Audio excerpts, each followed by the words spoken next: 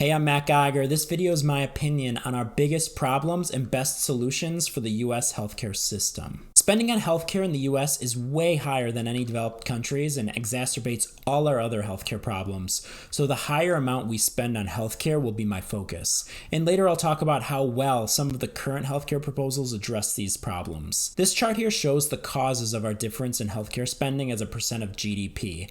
I used Germany here to compare us against, but this looks similar for other developed countries too. On the far left, Germany spends 11.3% of GDP on healthcare, and on the far right, we spend 17.8%. The bars in the middle show the largest differences between the two of us. I'm focusing on the two largest bars. The largest is that healthcare provider prices are way higher in the US than in other countries for pretty much everything. And then next is our layer of admin costs created by private insurance, which other countries don't have at anywhere near the same level. The number one driver of higher healthcare costs in the US is higher provider prices. This accounts for over half of our problem. So why do we pay higher prices for everything in the US? And I boil this down to four main reasons that are sometimes interrelated. First, hospitals have too much pricing power relative to other groups. Second, insurance companies have a weak incentive to control hospital pricing. Third is a lack of pricing visibility for the people using healthcare. And fourth is rampant conflicts of interest among healthcare providers. Let's start with hospital pricing power. Over the last couple decades, hospitals have been buying each other up in local markets to form these regional health systems, with the goal of forming local and regional monopolies so that they can negotiate higher rates with health insurance companies. Research shows that the fewer hospital systems in a specific area, the higher the prices. Hospitals negotiate with each insurance company to set their rates, so the more the market power that a hospital system has, the more they can dictate the terms with insurance. Hospitals tend to get almost none of the blame for our healthcare system problems, despite the fact that they're the primary offenders. And I think that's for a few reasons. The healthcare lobbies are really strong, so politicians don't want to go after the healthcare providers, especially when they have a way easier target, the insurance companies. Everybody hates paying for insurance. Also, more hospitals are nonprofits, so it looks bad to blame them, but research shows that nonprofit hospitals actually charge the exact same high prices as for-profit hospitals. And studies also show that the benefit communities get from nonprofit hospitals is less than the communities would get if they just collected taxes from the nonprofit hospitals. At first glance, you may be suspicious of how hospitals have the ability to raise prices so much, and you probably should be. Insurance companies are mammoth companies compared to hospital systems. And that reason is our second reason for higher prices. Insurance companies have a very weak incentive to control healthcare prices. The largest customers for insurance companies are employers. Employers want broad networks, and that means the insurance plans include more doctors and hospitals. The larger a network gets, the more expensive it gets, since the insurance company needs to strike deals with the hospitals that can demand higher prices. Meanwhile, and this is a really key part, insurance companies don't push back hard when hospitals demand higher reimbursement because insurance companies make money based on a percent markup on the healthcare costs. So they actually make more when healthcare prices go up. So then why don't I blame this whole situation on insurance companies driving prices higher? First is research showing that prices are highest in areas with local hospital monopolies and prices are lower in areas with more hospital competition. If insurance companies' primary incentive was higher prices, you wouldn't see a difference. It shows that insurers do negotiate lower prices when hospitals are forced to compete. Second, in the mid-90s, employers were concerned about the rising costs of health insurance. So insurance companies actually did begin reining in prices a bit, but to do it, they had to reduce the network size and leave out the most expensive hospitals and doctors.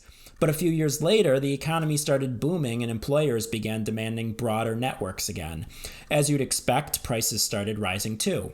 Again, it shows that insurance companies may be happy to ride the wave of higher prices if that's what their customers, the employers, want, but they aren't the ones actually creating the waves. So we understand hospitals and insurance companies now, but us as individuals and employers have some vested interest in reducing prices for lower premiums, so why don't we? Pricing power of hospitals is certainly one reason, but a lack of visibility to prices is the massive roadblock hindering competition. Hospitals protect their charge master as a trade secret, and if you're insured, a hospital is unlikely to know what your plan negotiated on every individual item, even if they weren't keeping it a secret. Because of that, most hospitals won't even tell you what they charge if you ask. For the uninsured, this is catastrophic. One hospital can charge 10 times more for the exact same thing, so it makes a huge difference. If there was visibility it's possible that uninsured people price shopping could contain some of those charge master prices. Not too long ago, it was in the news that Berkshire Hathaway, Amazon, and JP Morgan teamed up to solve the problem of rising healthcare costs for their employees. But they ended up giving up because they couldn't get data from the hospitals or their insurance companies. Despite three massive companies teaming up, they're spread among the US, unlike hospitals with geographically concentrated monopolies. So the group of three companies had no ability to get anything out of the healthcare providers. You see how lack of price visibility also amplifies hospital market power. And lack of visibility also enabled our fourth factor of why our healthcare prices are higher: rampant conflicts of interest. You have the obvious conflict of insurance companies making a markup on healthcare costs. Hospitals have an incentive to charge artificially high prices and then let insurance companies negotiate them down so insurers can show their customers how much money they save them on every bill. But uninsured people still have to pay that inflated price.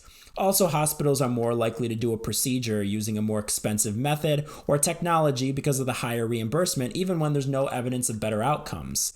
And hospitals all started doing their lab in-house because they could charge significantly more than commercial labs, but insurance pays the inflated price for the exact same test. You also have conflicts of interest from hospitals, physician practices, and labs consolidating. Insurance pays more for the same procedure when it's done in a hospital, so studies show doctors and hospital-owned groups are significantly more likely to do a procedure in a hospital, even if it can be done just as well in a doctor's office.